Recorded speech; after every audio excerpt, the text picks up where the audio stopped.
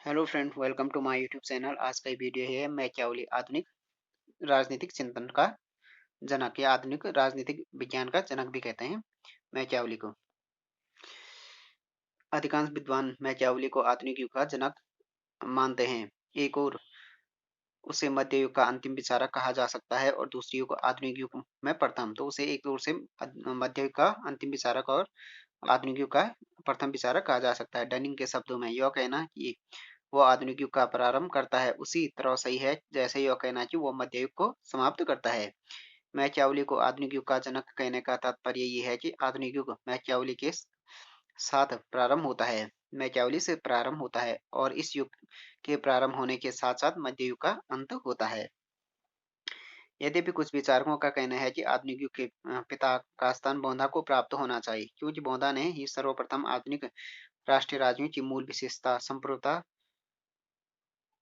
को स्पष्ट रूप से परिभाषित किया। किंतु मैकियावेली को आधुनिक युग का प्रवर्तक मानने का सबसे बड़ा कारण यह है कि वही प्रथम व्यक्ति था जिसने व्यावहारिक राजनीति पर जो विचार प्रकट किए उनका पालन आज लगभग सभी राजनीतिज्ञों द्वारा किया जा रहा है, जबकि बौद्धा वह पहला राजनीतिक विचारक था जिसने राज्य का आधुनिक रूप में सैद्धांतिक विवेचन किया। इसके अतिरिक्त बौद्धा स्वयं को मध्य युगीन प्रभाव से सर्वथा से मुक्त नहीं कर पाया था।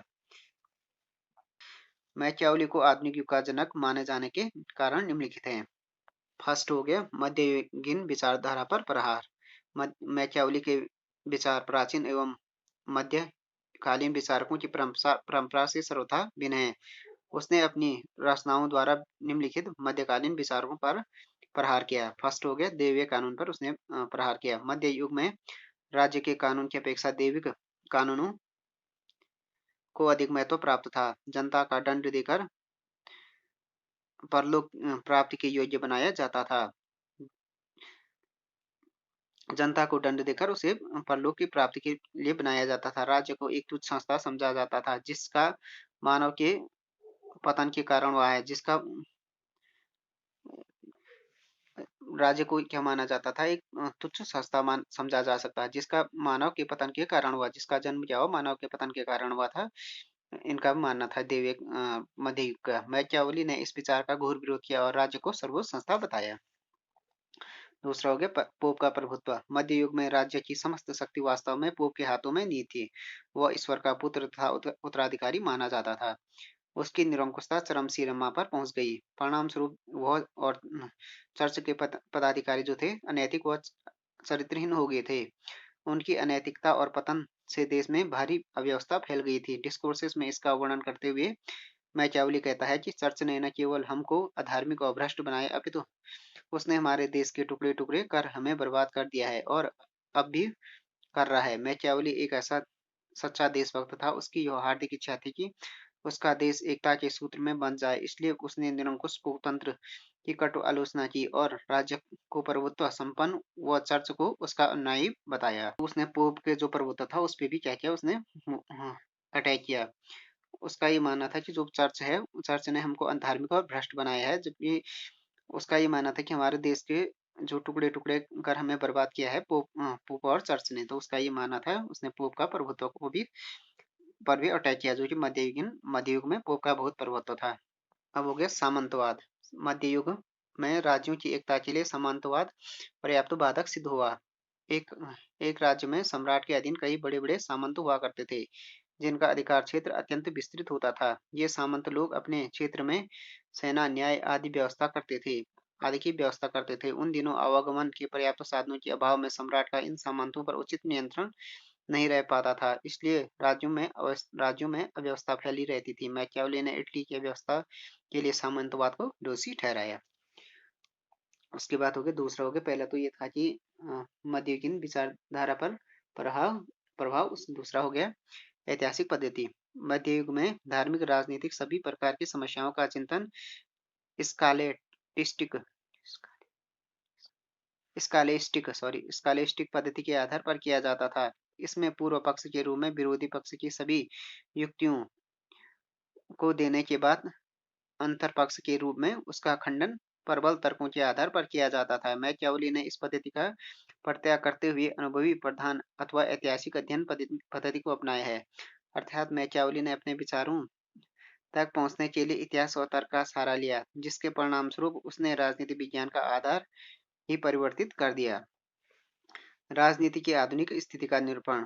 आधुनिक युग का एक प्रमुख लक्ष्य राज्य को प्राप्त अत्यंत महत्वपूर्ण स्थिति है, और अरस्तु के बाद मैकियावेली सबसे पहले राजनीतिक विचारक है जिसने राज्य की महत्वपूर्ण स्थिति का निरूपण किया है। मैकियावेली ने इस बात पर सबसे अधिक जोर दिया है कि मानव जीवन की पूर्णता के लिए एक सुदृढ़ और संगठित राज्य की परम आवश्यकता है। राज्य को उन्होंने एक प्रकार का साध्य बना दिया है। सेबाइन के शब्दों में, किसी भी अन्य विचारक की अपेक्षा मैकियावेली ने आधुनिक राजनीति के अर्थ में राज्य की सबसे सही परिभाषा दी है। देन हो गया राज्य की संप्रभुता सर्वसत्ता का पोषक है। संप्रभुता की धारणा को आधुनिक युग का प्रतीक धारणा कहा जा सकता है। यद्यपि मैकियावेली ने कहीं भी मोदा, ग्रोसियस, हॉब्स या ऑस्टिन की भांति राज्य की संप्रभुता पर विचार नहीं किया, और न ही उसने कोई परिभाषा दी, पर राज्य को उसने सर्वोपरि संस्था माना है जिसके जिसकी अधीनता में सभी व्यक्ति और संस्थाएं रहती हैं। सेवाइन के अनुसार राज्य एक सर्वोच्च राजनीतिक संस्था के रूप में मैकियावेली की लेखनी से ही पहली बार अभियुक्त हुआ है, और तब से उसका संप्रभु कहा जाने लगा है। बाद में संप्रभुता का सिद्धांत ही प्रतिपादित कर दिया गया, जो आधुनिक युग का एक महत्वपूर्ण तत्व है। मैकियावेली ने यह प्रतिपादित किया है कि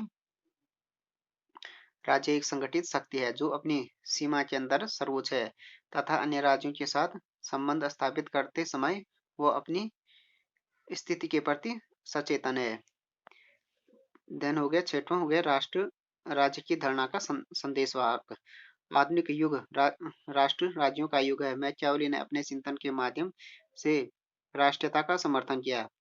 राष्ट्रीयता के प्रति उसकी आस्था का प्रमुख कारण इंग्लैंड, फ्रांस आदि राज्यों की तरह से छोटे छोटे राज्यों में बटे इटली का एक राष्ट्रीय राज्य में संगठन करना था। मैकियावेली के समय में राष्ट्रीय राज्य शक्ति के प्रतीक और विश्वास के लिए अधिक उपयुक्त थे, अतः वह यह भी चाहता था कि इटली का राष्ट्रीयता के आधार पर एकीकरण हो और वह एक शक्तिशाली और विकसित राष्ट्र का आकार ग्रहण करे। उसने इस हेतु प्रादेशिकता के आधार पर इटली के एकीकरण का समर्थन किया। इस तरह इटली के राष्ट्रीय एकीकरण का समर्थन करके उसने आधुनिक राष्ट्रीय राज्यों के विकास का मार्ग प्रशस्त किया।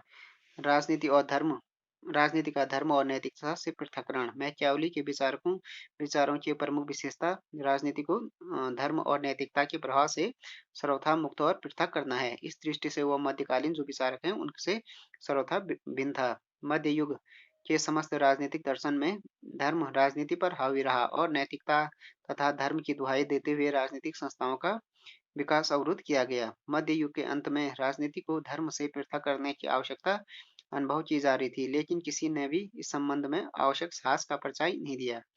मैकियावेली ने ही सर्वप्रथम निडरता के साथ घोषणा की कि राजनीति का धर्म और नैतिकता से कोई संबंध नहीं है, और राजनीतिक लक्ष्यों की प्राप्ति के लिए उचित, अनुचित, नैतिक, अनैतिक सभी प्रकार के साधन अपनाए जा सकते हैं।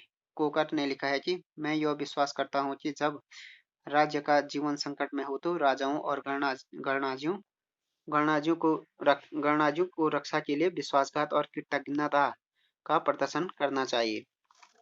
अब हो गया शक्ति, सत्ता और राजनीति में प्रयोग का सूत्रधार। शक्ति और सत्ता के राजनीति का तो इसका ये मानना था आधुनिक युग में शक्ति राजनीति का युग है। राजनीति में शक्ति का प्रयोग इतना अधिक होता है कि अब आज राजनीति को शक्ति के लिए संघर्ष, स्ट्रगल फॉर पावर कहा जाता है। इस शक्तिवादी राजनीति को वस्तुतः मैकियावेली ने ही प्रारंभ किया। संभवतः वह प्रथम विचारक है जिसने स्पष्ट शब्दों में बल प्रयोग को राज्य का आधार बताया। वह मनुष्य को स्वभाव से अनैतिक, कपटी, स्वार्थी और क्रूर समझता है, अतः उसके नियंत्रण के लिए राज्य में बल प्रयोग को अनिवार्य रूप से निहित मानता है। मैकियावेली ने अपने दर्शन में एक केंद्रीय राजसत्ता की स्थापना पर जोर दिया है और शक्ति की सर्वोच्चता की पूजा की है। तो उसका यह था कि शक्ति और सत्ता का राजनीति में प्रयोग का सूत्रधार था मैकियावेली।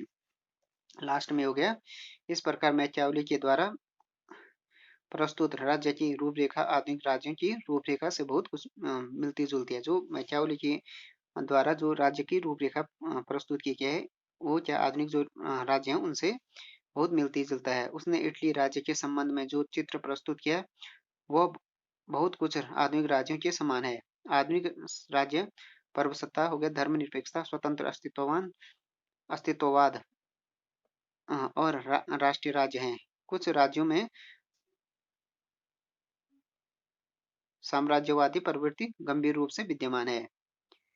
मैकियावेली ने स्पष्ट किया था कि शक्ति संवर्धन राज्य तथा प्रभुत्व विचार राजा के लिए आवश्यक है। उसने यह भी स्पष्ट किया कि राज्य अपना स्वतंत्र अस्तित्व बनाए रखकर ही उन्नति कर सकता है। तो फ्रेंड्स, ये वीडियो हो गया मैकियावेली आधुनिक राजनीति चिंतन का या आधुनिक राजनीतिक विज्ञान का जनक, उसके बारे में यह वीडियो क्यों कहा जाता है। Thanks for watching this video. If you like this video, please subscribe my channel and like, share and comment on this video.